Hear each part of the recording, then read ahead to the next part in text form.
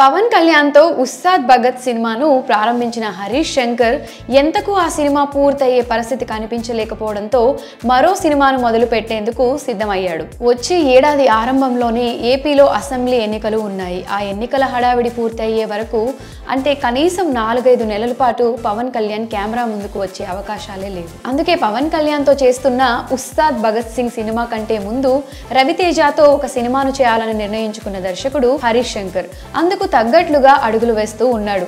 చాలా రోజుల క్రితమే రవితేజ సినిమా కోసం హరీష్ శంకర్ కథను రాసుకున్నాడట.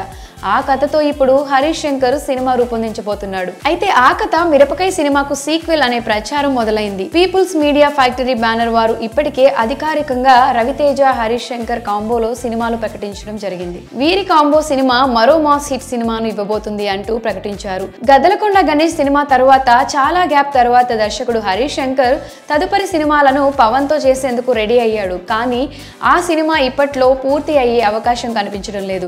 అందుకే రవితేజతో సినిమాలను షురూ చేసేందుకు హరీష్ శంకర్ రెడీ అవడం శుభ పరిణామం అంటూ ఆయన అభిమానులు అభిప్రాయం వ్యక్తం చేస్తున్నారు. రవితేజ మరియు హరీష్ శంకర్ కాంబోలో గతంలో షాక్ మరియు మిరపకాయ సినిమాలు వచ్చాయి. షాక్ మూవీ ఫ్లాప్ అయినా మిరపకాయ మూవీ సూపర్ డూపర్ హిట్ గా నిలిచింది.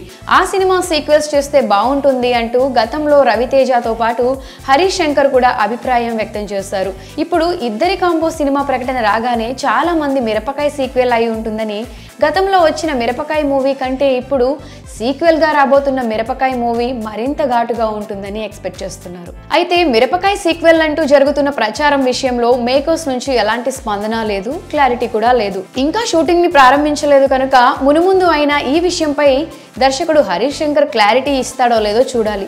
ప్రస్తుతం ప్రీ ప్రొడక్షన్ వర్క్ జరుగుతున్న ఈ సినిమా షూటింగ్ ను శరవేగంగా పూర్తి చేసి వచ్చే ఏడాదిలో విడుదల చేసే విధంగా ప్లాన్ చేస్తున్నారు. దాదాపు 10 ఏళ్ల తర్వాత వీరి కాంబోలో మూవీ రాబోతున్న నేపథ్యంలో అంచనాలు భారీగా ఉన్నాయి.